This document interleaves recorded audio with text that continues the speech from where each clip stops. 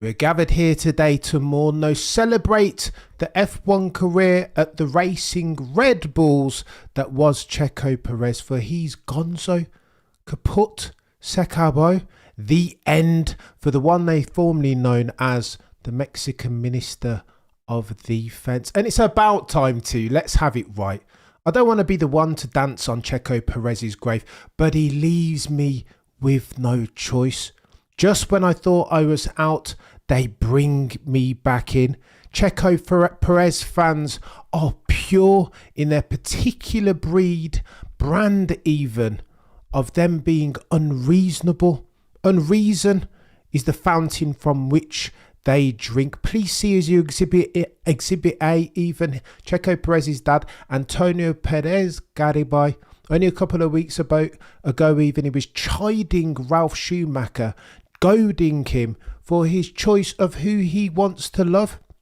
All the while saying that Ralf Schumacher was never a good F1 driver. He was never even a good journalist. I don't know if Ralf Schumacher wants to be, or for Ralf Schumacher calling out the obvious, saying that Checo Perez is no longer fit for purpose as far as being a Red Bull driver. What's so controversial in that?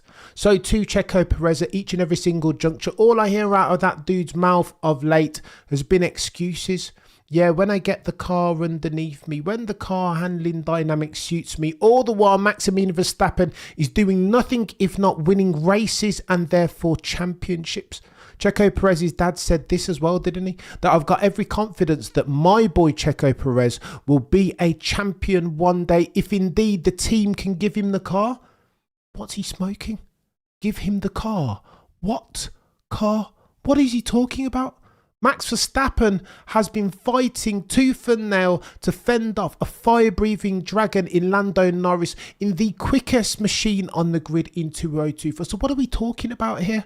What is this very unique, peculiar brand of unreason, the fountain of, that Checo Perez and his team are drinking for? I just don't understand it anymore. He has been, for the avoidance of doubt, in 2024, absolutely rubbish, bottom of the barrel settings, been going nowhere. I had to check my stats just to make sure that I'm not talking rubbish here, because sometimes, you know, you can double down, and for the avoidance of doubt, what we will never do on this channel is sacrifice truth value and or objectivity at the altar of partisanship. So I had to go back and do some F1 maths, because this is just counting now. How bad has Checo Perez been? Honest non-rhetorical question here. Very bloody bad.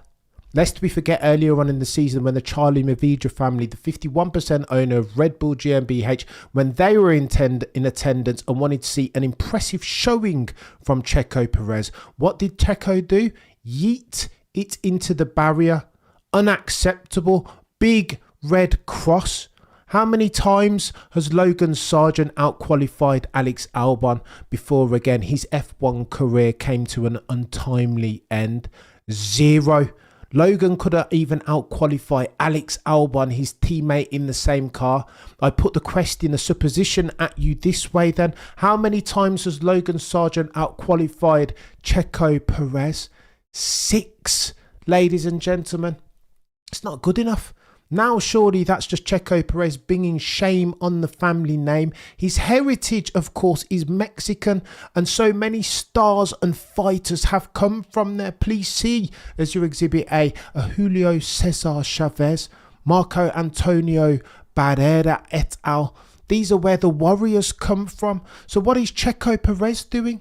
I can tell you this much, he's not fighting, and he's definitely not winning. For the avoidance of doubt, if Max Verstappen at the next Grand Prix at Abu Dhabi, the season finale, if he can win himself a race and take the fastest lap, Checo Perez stands the risk, runs the risk even, of having his teammate score triple his points. The driver standing at the moment has Max Verstappen on 429. Checo Perez is on 152 points. What are we doing here, ladies and gentlemen? He gives me no case.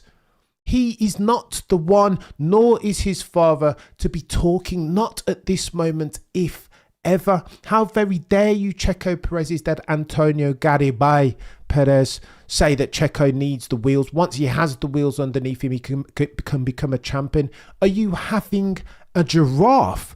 There is no chance.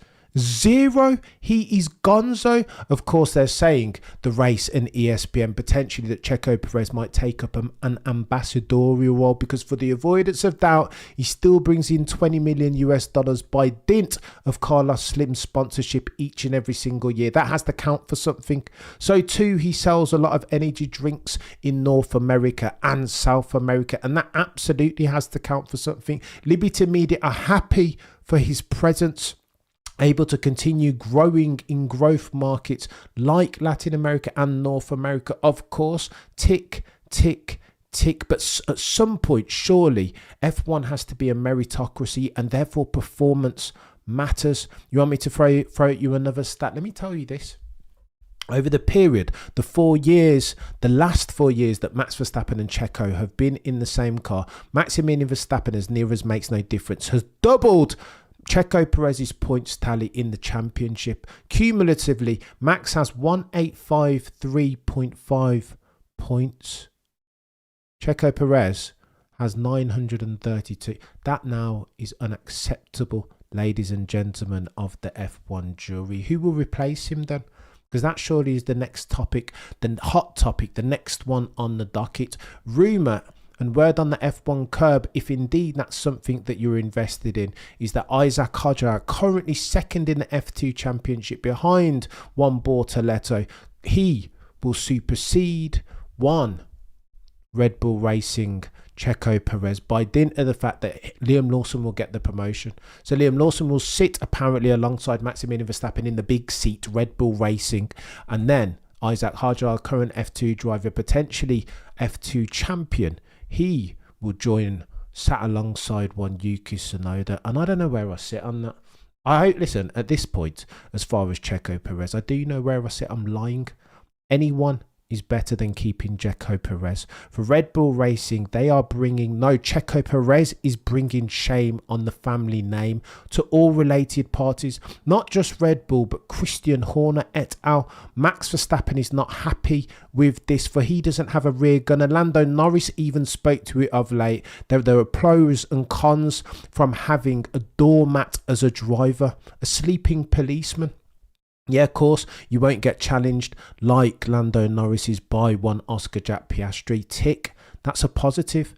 But the other side of that, as far as development and testing, you've got to do all that yourself. Max Verstappen has enough balls to juggle, enough plates of the automotive pugilistic variety to spin. He doesn't want to have to do this extra load to pick up the weight that Checo Perez is too fragile to bear.